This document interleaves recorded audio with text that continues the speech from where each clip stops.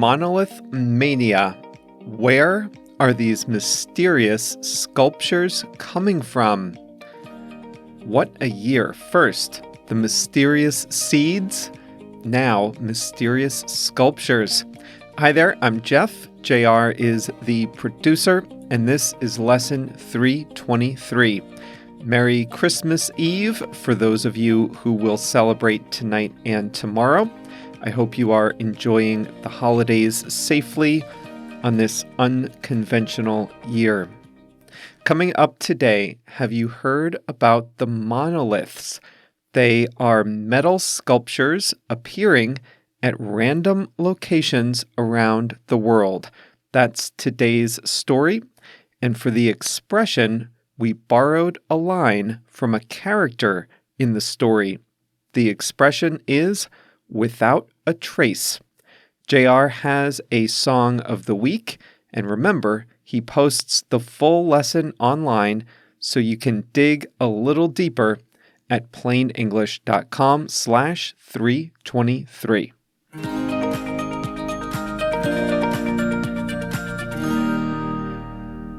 Just when we thought 2020 couldn't get any more out of the norm, it again surprised us with mysterious monoliths popping up all over the world. From deserts in the American West, to hillsides in Romania, to fields in Belgium, and beaches in Britain, these monoliths are causing quite a stir. But wait a second. What exactly is a monolith? Here's the dictionary definition. A monolith is a single large block or piece of stone, as in architecture or sculpture. The most famous monoliths are from ancient times. For example, Stonehenge in Britain. So far, so good, but the Stonehenge monoliths have been there in the same spot in Wiltshire, England, for over 4,000 years. Not these new ones. These new metal mirrored monoliths just recently appeared in remote locations. They were not created by ancient cultures. They're just huge metal pillars, like a vertical sculpture made of metal. In fact, they've been likened to the monoliths that appeared in the movie 2001: A Space Odyssey by Stanley Kubrick. An alien monolith is a recurring symbol in the movie. These monoliths do look like a scene straight out of a sci-fi movie, but are they really the work of aliens? Let's see if we can find out. The first and most prominent monolith was discovered in Utah's Red Rock Country. This is a remote area of the American West. A team surveying bighorn sheep for Utah's Wildlife Agency first spotted the monolith from a helicopter. The scientists were up there in a helicopter counting bighorn sheep on the ground when they saw a huge metal sculpture. It was 10 to 12 feet tall, made of stainless steel, and planted firmly in the ground. What added to its mystery was the location and the timeline. Somebody had to use heavy machinery to embed the monolith in the ground. The remote area has no roads nearby, making the installation even more challenging. How could someone get such a heavy object there, install it, and leave without a trace? And when did this happen? Officials had no idea how long the monolith had been there because park rangers rarely go there. Well, the monolith caused hundreds of visitors to venture into the barren area to take photos and videos. However, just as quickly as it was found, the monolith disappeared on November 27th. But this time, there was a witness. An amateur photographer was there when 4 men turned up under cover of darkness. The men dismantled the structure and took it away. As they left, one of them turned to the witness and said, "Leave no trace." A few days later, a group of 4 men from Utah confirmed with video footage that they took down the monolith in the name of natural preservation. They objected to the hordes of people visiting the natural spot where humans usually don't go. All that is left now of the monolith is a triangle-shaped hole where the monolith once stood, surrounded by the tracks of those who came to see it. Okay, so we know who took down the structure, but we still don't know who created it. Artists that specialize in minimalist structures similar to the monolith have denied creating it. An anonymous group called The Most Famous Artist took credit for the monolith and is currently selling replicas for $45,000. Maybe it was them, but something's fishy. Maybe they are the real creators, or maybe they are simply taking advantage of the publicity. Now, what about the rest of the monoliths found across the globe? On November 28th, the first copycat monolith was found on the hillsides of the city Piatra Neamt in northern Romania. 3 days later, the monolith disappeared. The mayor of the city joked he thought it was an honor that aliens had chosen their city to install a monolith. A monolith mania started to take root as more and more monoliths started appearing at random locations around the globe. A beachside on the Isle of Wight saw a 10-foot monolith show up over the first weekend of December. A mischievous local artist took credit for that structure. Then, a monolith was found in the middle of a field in Belgium. It became a worldwide trend. There have been copycat monoliths in, get this, 18 European countries, 10 of the United States, plus Canada, Panama, Australia, Colombia, and Paraguay.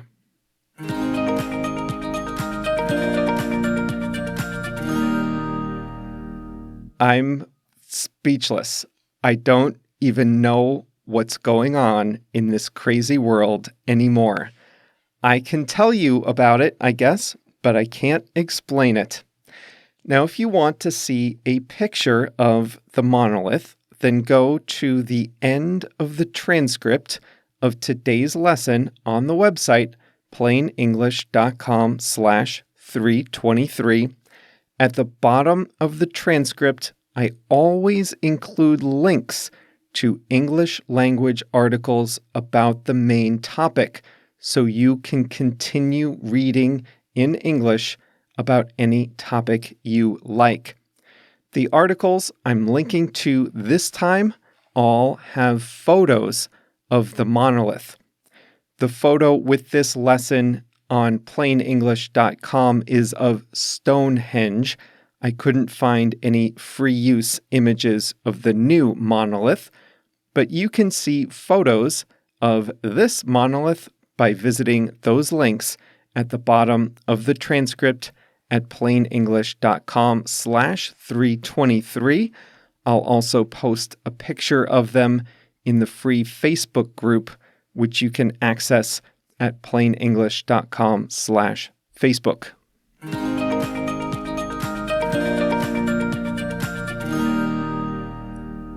Today's expression is to leave without a trace. Remember earlier, you heard that a monolith appeared in the desert. It was a large metal formation. Its appearance at a remote location was strange. Just as mysteriously as it appeared, it disappeared without a trace. A trace is like a clue. It disappeared without a trace. After it disappeared, there wasn't much evidence saying how or why it was removed. You might remember, though, that there was a witness.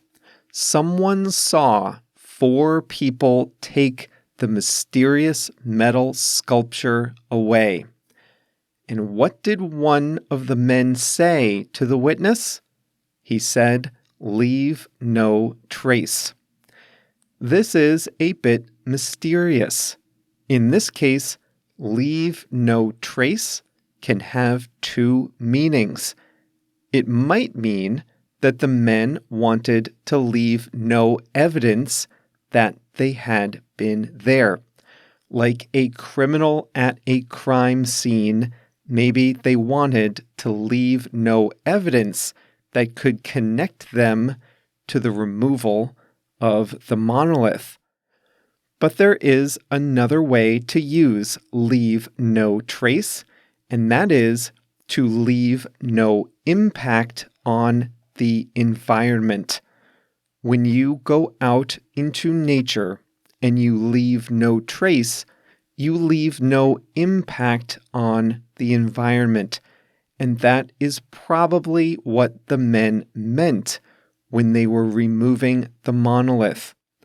We later find out that the people who removed the monolith were interested in environmental preservation.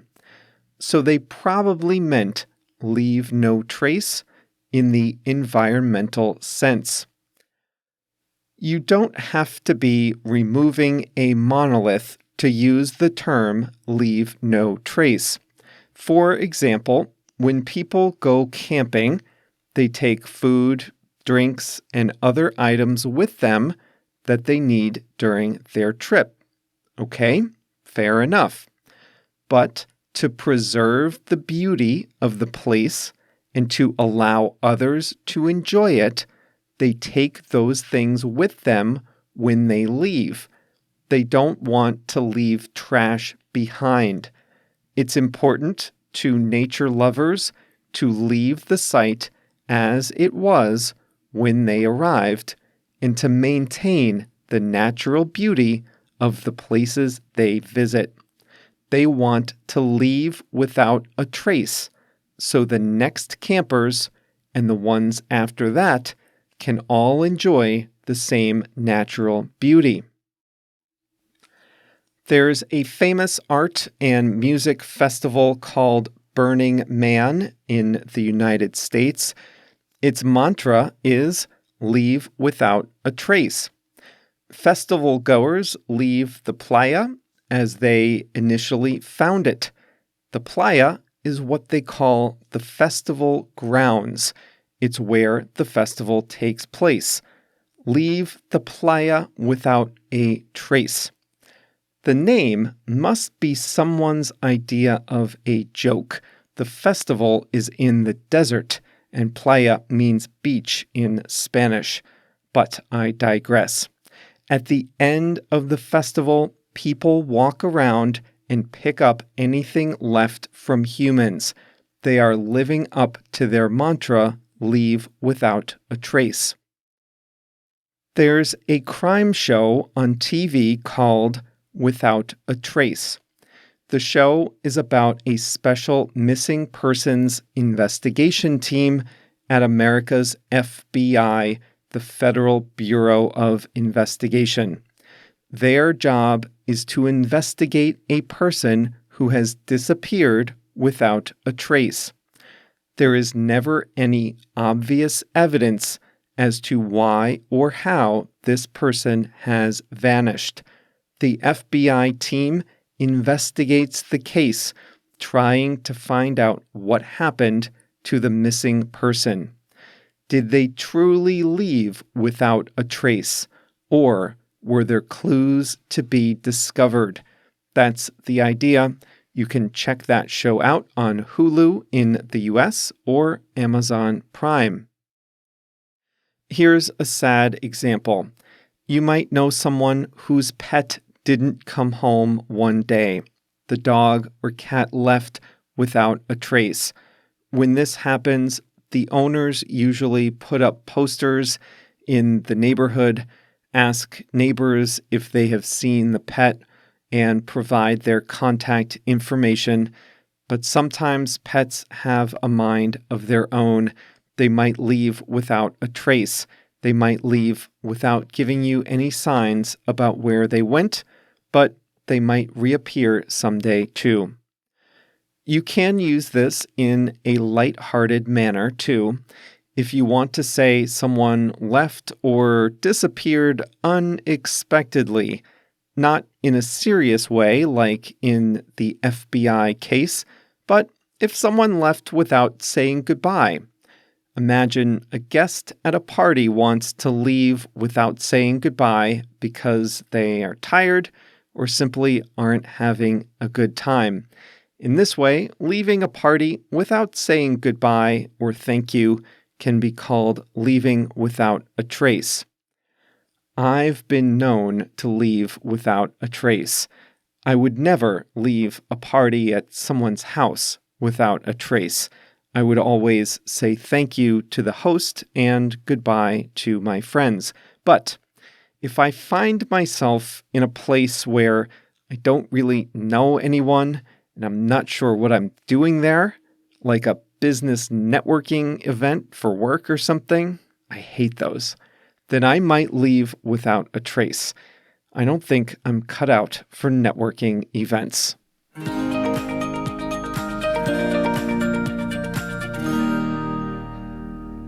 Today's song of the week is Put Your Records On by Rit Momney. The name of the artist is a play, I think, on the name of an American politician called Mitt Romney, a senator from Utah, where the monoliths were found. There's a line in the song that says, "Just go ahead, let your hair down." That's an expression for relax and be yourself. See if you can spot that line in the song. Put Your Records On by Rit Momney, JR's Song of the Week. And that brings us to the end of today's lesson. Remember, there's even more on the website at plainenglish.com/323. The video lesson today is about how to introduce a general question. For example, where were you last night between 7 and 7:30 p.m.? That's a specific question. But sometimes you just want to introduce a general question, something less specific, less of a question even, and more of a prompt or an invitation to keep talking. That's what we talk about on the video lesson, and that is all for you at plainenglish.com/323, and we will see you right back here on Monday.